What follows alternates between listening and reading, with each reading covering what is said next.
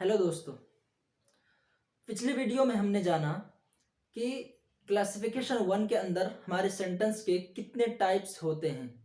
तो वो जो हमारे चार टाइप्स होते हैं क्लासिफिकेशन वन के अंदर, वो है दरअसल बिगनर्स को समझाने के लिए।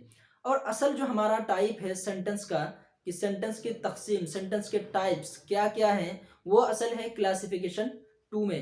यानी क्लासिफिकेशन टू में हमारे सेंटेंस जो है वो हमारे 5 टाइप्स के सेंटेंस होते हैं। और असल टाइप्स यही है, असल सेंटेंस की जो क्लासिफाई की गई है वो इन्हीं पांचों को लेकर। तो चलिए जानते हैं वो क्या क्या है, वो 5 टाइप्स क्या क्या हैं।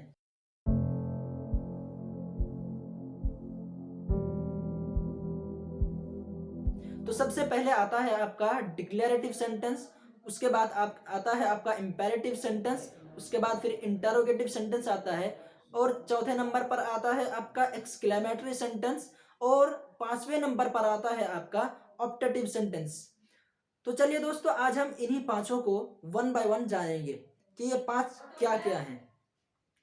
तो सबसे पहले हम जानते हैं कि डिक्लेरेटिव सेंटेंस क्या है।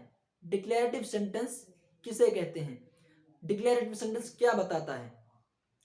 तो डिक्लेरेटिव सेंटेंस बताता है इट मेक्स अ स्टेटमेंट और एक्सप्रेस एन ओपिनियन। कि डिक्लेरेटिव सेंटेंस जो हमारा होता है वो बयान देता है, वो कथन देता है। यानी किसी भी तरह का कोई बयान, किसी भी तरह का कोई राय, अब अपना ओपिनियन रखें, तो वो है हमारा डिक्लेरेटिव सेंटेंस। यानी जिसमें इंटरोगेटिव सेंटेंस ना हो, जिसमें इंटरोगेशन ना हो, यानी पूछताछ, सवाल जिसमें ना हो। इसी तरह जिसमें एक्सक्लेमेशन मार्क ना हो, यानी जिसमें कोई सरप्राइजिंग मोमेंट ना हो, सरप्राइजिंग सेंटेंस ना हो, जो शॉकिंग कोई खबर ना हो। इसी तरह आपका कोई सडन फीलिंग वाला जज्बा ना हो।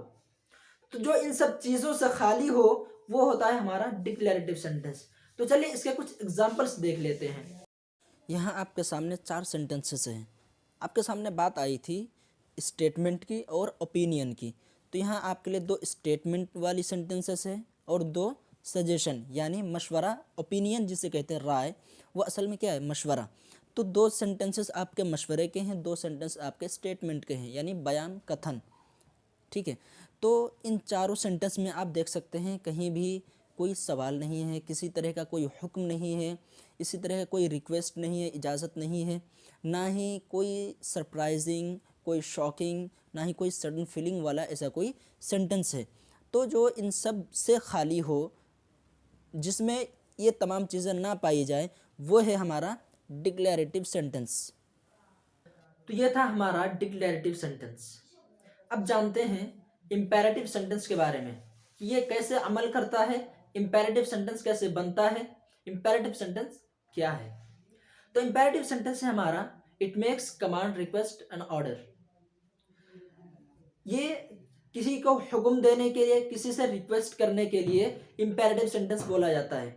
फॉर एग्जाम्पल, पानी लाओ, ये हमारा पानी लाना, हम किसी को ऑर्डर कर रहे हैं, हम किसी को हुक्म दे रहे हैं, प्लीज मुझे अपना कलम दीजिए। तो ये जहाँ क्या है, हम किसी से रिक्वेस्ट कर रहे हैं कि आप अपना कलम मुझे दीजिए। तो ये जो रिक्वेस्ट है, किसी से इल्तिजा करना, गुजारिश करना, इसी तरह किसी को हुक्म देना, तो ये होता है हमारा इंपेरेटिव सेंटेंस। तो चलिए इसके भी कुछ एग्जांपल्स देख लेते हैं। पहला सेंटेंस है गिव मी वाटर, मुझे पानी दो। क्वाइट योर जॉब, अपना नौकरी छोड़ दो। टॉक टू मी प्लीज़, कृपया मुझसे बात कीजिए। प्लीज़ लीव मी अलोन, कृपया मुझे अकेला छोड़ दीजिए। लेट हिम गो, उसे जाने दो।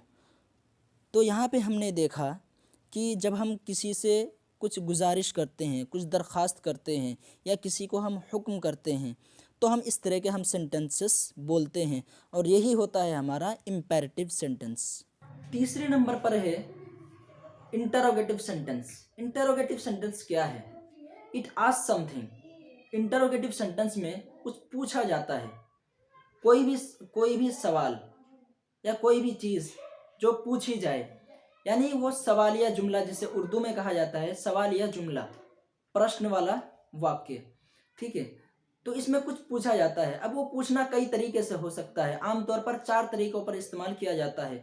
पहला तरीका जो है यस नो इंटरोगेटिव, जिसमें हम यस नो से हम जवाब तलाश करते हैं। जैसे डू यू लिव हियर, क्या तुम यहाँ रहते हो, यस, या फिर आप कह सकते हैं नो। तो ये हमारा एस नो इंटरोगेटिव है, जिसका जवाब हम एस नो से देते हैं। अब एक तरीका और है डब्ल्यू एच इंटरोगेटिव, यानी उसमें सवाल पूछा जाता है, लेकिन क्या डब्ल्यू एच फैमिली मेंबर्स के द्वारा। जैसे वेयर डू यू लिव, आप कहाँ रहते हैं, व्हाट आर यू डूइंग, आप क्या कर रहे हैं। ये जो हम डब्ल्यू एच फैमिली मेंबर्स के जरिए हम सवाल कर रहे हैं, ये है हमारा डब्ल्यू एच इंटरोगेटिव। तीसरा इंटरोगेटिव है आपका अल्टरनेटिव इंटरोगेटिव सेंटेंस। इसमें ऑप्शन होता है, would you like to take tea और कॉफ़ी, आप चाय लेना पसंद करेंगे या कॉफ़ी लेना पसंद करेंगे। इसमें हमारा ऑप्शन है कि आप क्या लेंगे, क्या लेना पसंद करेंगे। तो ये हमारा अल्टरनेटिव इंटरोगेटिव। उसके बाद चौथा और आखिरी जिससे हम सवाल पूछते हैं वो है क्वेश्चन टैग, यानी तुम खेलते हो ना, तुम घर जाते हो ना, तुम पढ़ाई करते हो ना, यू स्टडी डोंट यू। ये है हमारा क्वेश्चन टैग, जैसे कि आप यहाँ देख सकते हैं। चौथा है एक्सक्लेमेटरी सेंटेंस। क्या है ये एक्सक्लेमेटरी सेंटेंस?